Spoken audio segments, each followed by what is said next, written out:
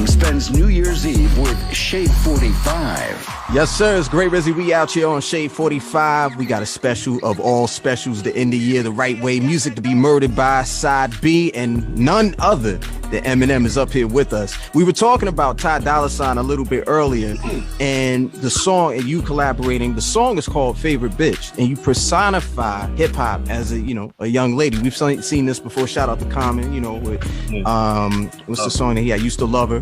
But in you putting this together, what made you say I'm gonna name it Favorite Bitch, and I'm just gonna lay this out for the people so they understand how I feel about it? Well, actually, Sly Piper sent me the track. It had the hook on there with the concept like favorite bitch. The way that's also him talking in the beginning. That's one of the, like, as soon as I heard it, I was like, I knew what direction to go because of what the chorus was saying.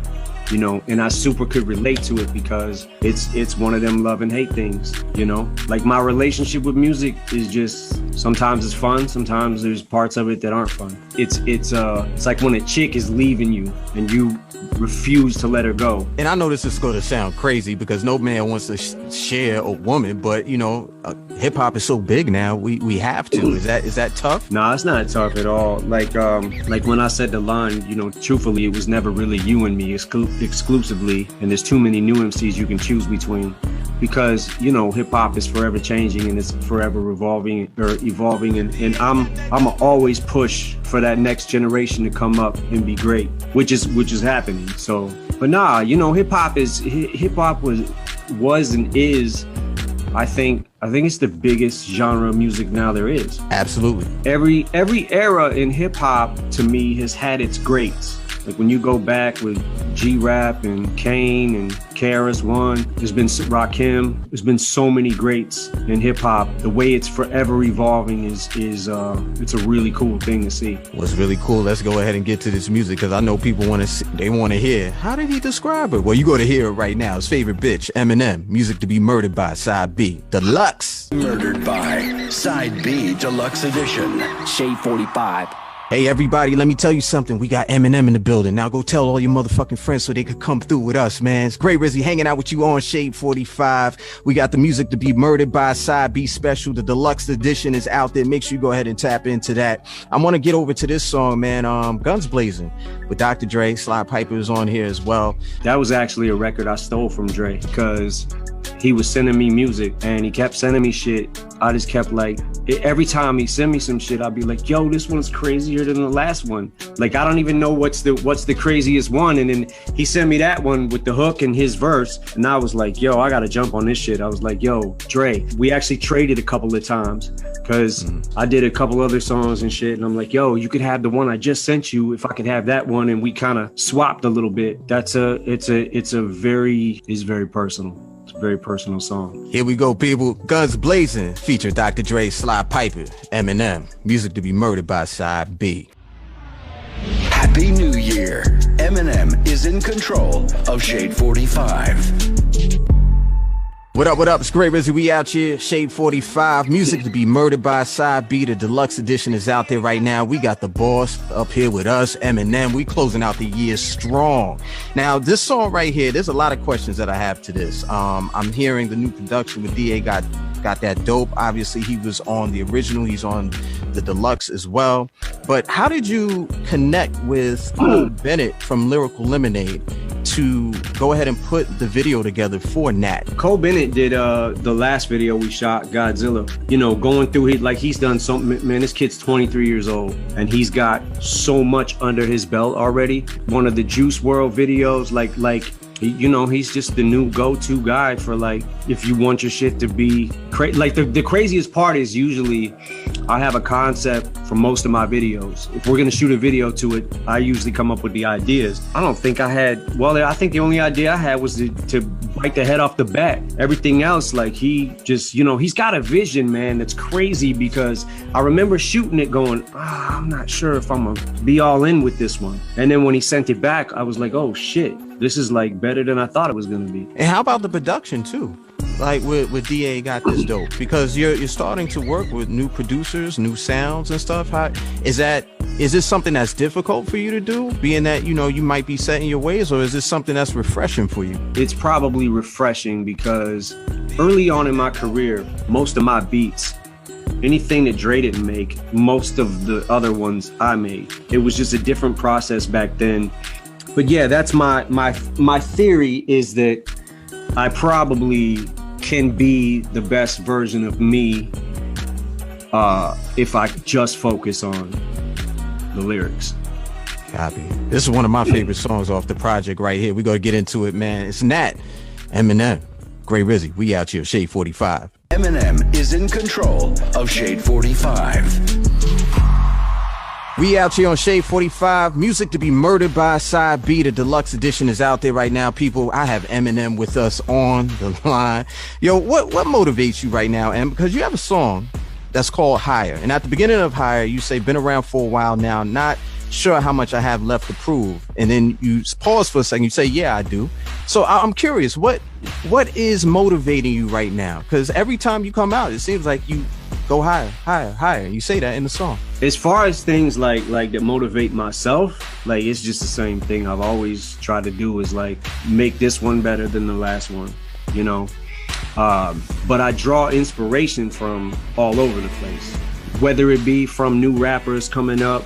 I'm always checking for the next dude, the next female, whoever, you know what I'm saying? That I feel like is gonna let me hear that and send me back to the lab. And it's like, I don't feel good about myself until I can make something that I think could match the caliber of that, you know? So it's just, I think it's just motivation within myself. But aside from that, like, you know, I'm always checking for Cole's new shit, Kendrick, you know, Joyner. I know I've said that a lot. Young and May. I mean, and all of them have been actually around for a little while now. But the YB and Corday. Music to be murdered by, people. Side B, the deluxe edition. Eminem out here right now, Shade 45. Yo, Em, this is crazy. Let me tell you something. I know people give you your flowers all the time. I mean, shit, I'm on your channel right now, Shade 45. But this is really dope to sit down and talk to you about a deluxe version of a song that you put out. I mean, an album that you put out basically in the same year. Have you ever done that before? Have you put out 2 albums at the same time? I don't think so.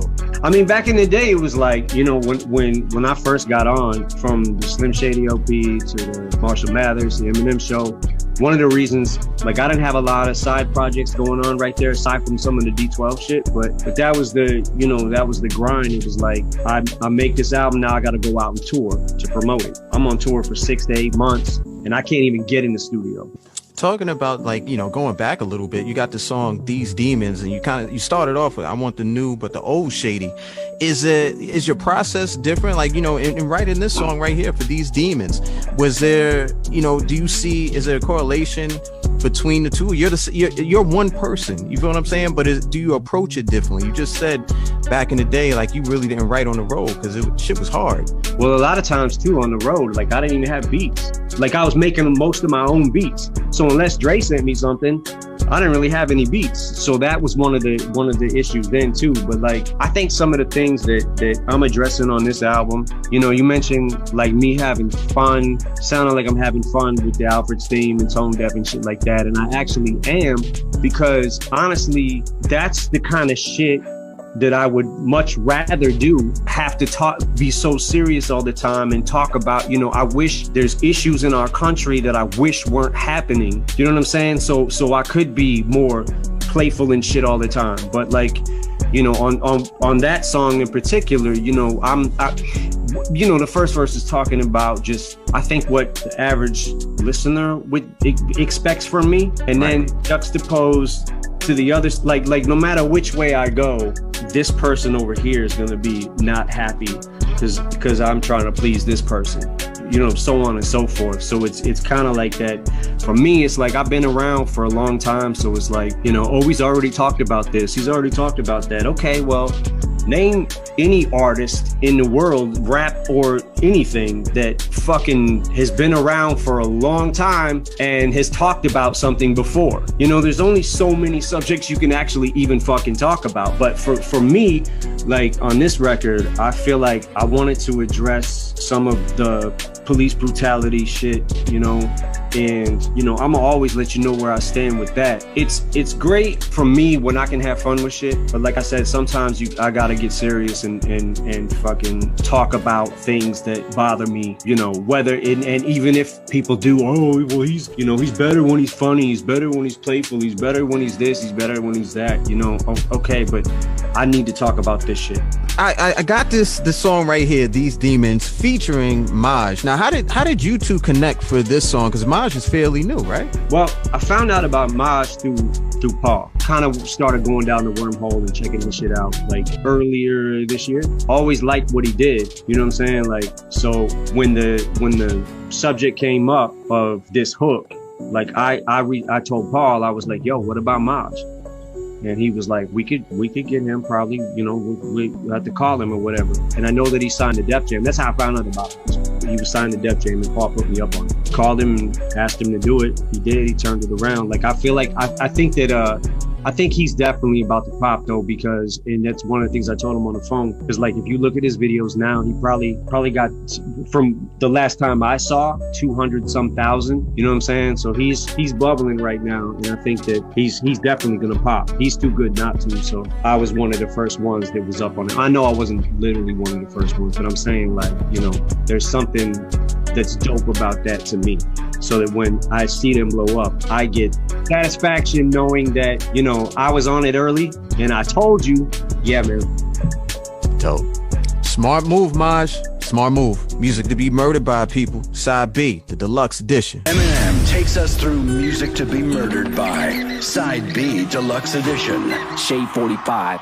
Hey man, it's Great Rizzy. We out here on Shade 45. We got the boss in the building. Eminem is up here with us. He got that new project that's out there, Music to be Murdered by, Side B, the deluxe edition. And I'm not gonna call this halftime. I just want to know how you're gonna deal with this, man, because you have two brothers, Royce the 5'9" and Alchemist. They've been nominated for a Grammy. This is like seeing two of your brothers go for the championship. What's the feeling like? And B, I'm not going to ask you who you're rooting for, because I know you want both of them to win. But what's the first thing you're going to say to the winner? Give me it. Give me your Grammy. Nah, I don't know, man. I'm happy that they're both like it's great for me to be able to sit back and watch that, because both those guys are so fucking talented. And it's like, you know, I've been saying that I wish that they would get more shine. And I think that this is definitely, from my point of view, a step in the right direction as far as, you know, with the Grammys. It seems like they're at least trying to get it right. I'm happy for both of them. And regardless of either one of them, if they win, they're still Grammy nominated. You have this song, She Loves Me. Now that we know that you love your brothers, and, you know, best of luck to both Royce the 5'9" and Alchemist on their projects and for that best rap album category. But you got She Loves Me. This is another relationship kind of song. And you know what, throughout your career, throughout your music and all your albums, there always seems to be relationship stuff that's in there, man. She loved me, but really she loves my knot, you know, the money that's there. You're not stupid about the whole situation. Why did you put something like this on the project? Oh, I don't know. I just, that was a song that Dre gave me the beat to, and it just one of those, that hook I think popped in my mind first. And, you know, it's just talking about a typical, like, meeting a chick backstage and them saying, like, you know, it's you that I really care about, or, you know what I'm saying? It's like, nah. But yeah, that's one of those playful kind of relationships. I mean, at least I didn't kill her in the end. She didn't get murdered. So this is true. I feel like this is a good chance for cats that just have no idea what the hell is going on. This is an educational moment. This is a teacher moment for them. Yeah, right. Let's get to it, man. It's Eminem with She Loves Me off Music to be Murdered by, Side B. The deluxe is out there right now. Go get that.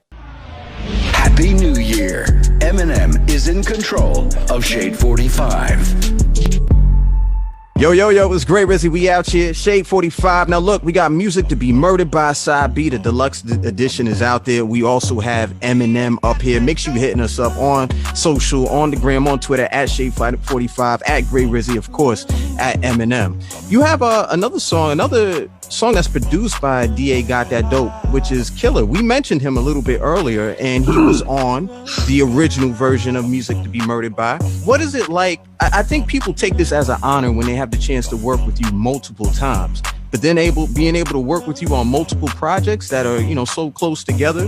What did he do? Like, what was the thing where you say, you know what, I want to bring him back to work on this part right here? Oh, he's always sending me beats. He's always sending me beats, and it's like he just, you know, I don't know how much better he could possibly get, because but it's like he just keeps getting better. You know, he's at the top of my list as far as producers right now, like absolutely at the top of my list. So yeah, he's always sending me shit. A lot of times it'll be like if I'm listening to a beat and I can't, sometimes it takes me a second to figure out which one I like the best to lock in on. So sometimes I'll write a verse to one, and then write a verse to another beat, and then start putting them together, knowing that I'm gonna do that from the beginning. Like, I think these 3 beats would sound crazy for Nat. That's one of the reasons that the beats keep switching up. Yep. Mm-hmm. Yeah, it's because I couldn't really figure out which one to lock into, so I locked into all 3 and then just put them together. But yeah, man, he's crazy, man. He's at the top of his game right now. Maybe it's that Midwest connection, Detroit, Chicago. You know, like it's just connecting the dots over there. Possibly. Possibly. Look, we got Eminem. We're gonna get to this song right here, Killer. It's Music to Be Murdered By, Side B, the deluxe edition. Eminem's in the building. Keep it locked. Happy New Year. Eminem is in control of Shade 45. Hey man, Gray Rizzy up here with Eminem right now on Shade 45. Music to Be Murdered By, Side B, the deluxe edition is out there right now.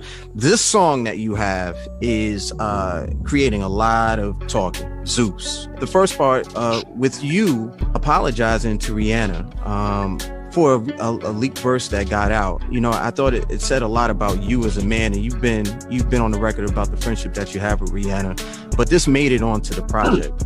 Why the apology now? Well, it was pretty recently that verse had leaked, and honest to God, I told Paul this when it first happened. I was like, first, I didn't know how somebody got it. Second of all, I have zero recollection of even remembering doing that verse. Like the rhyme schemes didn't even sound like familiar to me. So I was caught off guard too. I was like, what the fuck? I said that? And that was during early stages of the Relapse record that I was working on. So, it's 10 plus years old, but I'm not making excuses for it. I said it and I was wrong for saying that. It was fucking stupid. A lot of times, especially with the Relapse record, when I first started learning how to rap again because of the drug situation that I went through and having to relearn a lot of things, that was one of those things that it was like, well, if it rhymes, say it. I think that being able to look back, I mean, that's not even an excuse, but I'm just saying there was a phase I was going through with that Relapse record. I don't know. It's one of those things. I think I just said it because it rhymed, and I'm sure looking back now, I should have thought better of it. It was one of those things that, like I said, I don't even remember recording, but record a lot of songs. So it was like, it's tough sometimes to even, you'd be like, oh shit, I remember that, I know a lot of people they're very happy and proud that they got to hear that part from you, that apology on Zeus. There's also a reference where, not even a reference, where you're talking about or speaking to Snoop in the sense of you don't need to be dogged by him, and I didn't know exactly when or where. What did Snoop do that made you put this line in this song? Well, a couple of months ago, he was doing an interview with the Breakfast Club. Somehow my name got brought up, and he was saying things about, I'm not in his top 10, and everything he said, by the way, was fine, up to a point. When he I've never said, him saying that I'm not in his top 10 because there's some rappers from the 90s that I can't fuck with. Him saying Dre made the best version of me, absolutely. Why would I have a problem with that? Would I be here without Dre? Fuck no, I wouldn't. The rappers he mentioned from the 90s, KRS-One, Big Daddy Kane, G-Rap, I've never said I could fuck with them. I never said that. You know what I'm saying? So it's all, everything was good until, it was more I think it was more about the tone he was using that caught me off guard, because I'm like, yo, where is this coming from? I just saw you. What the fuck? You know what I'm saying? It threw me for a loop. Again, I probably could have got past the whole tone and everything, but it was the last statement when he said, as far as music I can live without, I can live without that shit. Now you're being disrespectful for, like, it just caught me off guard. I wasn't ready for that. And people started hitting me up about it, like, oh, what are you gonna do? What are you gonna do? And I didn't know what to do about it at first. Cause it confused me, because I'm like, yo, bro, same team. We're on the same team. Like, what the fuck? And I have never in my career, my entire career, ever said a disrespectful word about Snoop Dogg. I mean, what the fuck? Like, his impact on hip hop, like, I can't front on that. But it's like, at what point does it start becoming like, okay, now you know, everyone's entitled to their opinion. My top 10, top 5 ain't gonna be the same as his, but everyone's entitled to their opinion. So how could I be mad at that? I wasn't mad about the opinion. It was after that. It was that, you know, that the very last statement was like, oh, what the fuck? Mm-hmm. Like, damn, dog. Like, really? But, you know, I said what I said. I addressed it. I felt like what I said what I needed to say. And I'm not saying to choose sides, but it definitely is it's a song that's going to be talked about for a minute, man. This is Zeus, Music to Be Murdered By, Side B, the deluxe edition. Eminem's with us. Shade 45. Eminem spends New Year's Eve with Shade 45. Shade 45, of course. Music to Be Murdered By, Side B, the deluxe edition is out there. Eminem is on the line with us right now. You know, you mentioned a lot of different things in the project, man. St. Andrews Hall, the shelter. Do you miss being able to spar in those intimate kind of settings and those stages? I do. It's kind of like an old life that I wish, you know, I could relive parts of. But that was definitely like, you know, there's something special about that time period to me, of just being on the grind and in the hopes of being discovered one day. And, you know, the grind that was the battle rap scene and at St. Andrews Hall, the hip hop shop, Ebony Showcase, C-Note. There were so many places that I miss going to.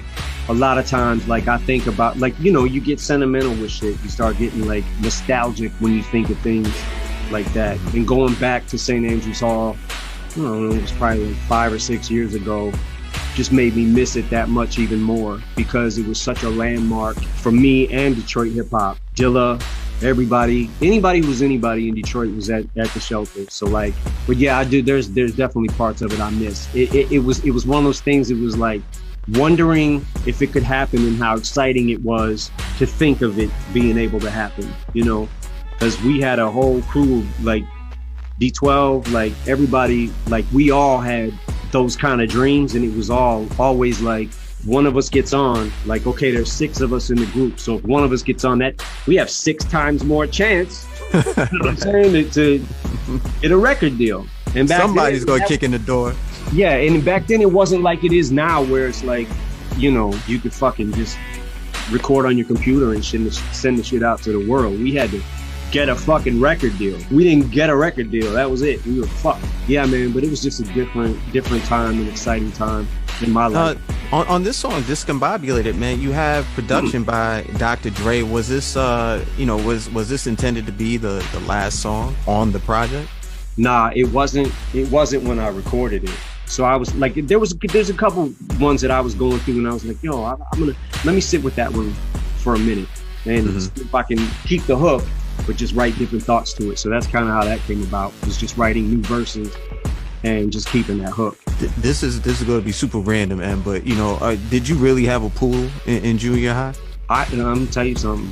That's the meanest dog I've ever. And one time I was looking at him in the face, like just talking to him, and he fucking bit my nose. Oh my god! Lunged at me and bit my nose. Pookie, that little fucking dog, man.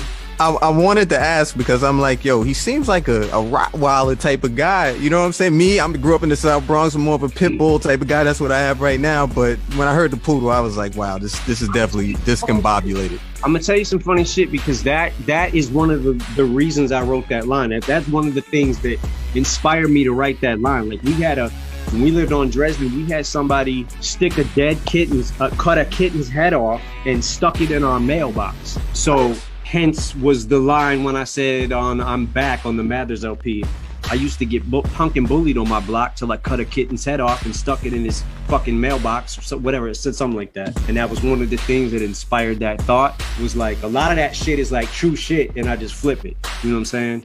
But hopefully somebody will go ahead and stick Music to Be Murdered By, Side B, and, you know, you go ahead and got it as a gift. in their mailbox. Go get it. Put the music to be murdered by in your mailbox right now. You know what I mean by mailbox. If you don't know what I mean by mailbox, you probably should turn this interview off. Well, I'm gonna let them go ahead and go enjoy the music, and also say Happy New Year to them and Happy New Year to you, Eminem. I appreciate the time and you coming up here to be with us on Shade 45, brother. Thank you, man. Happy New Year.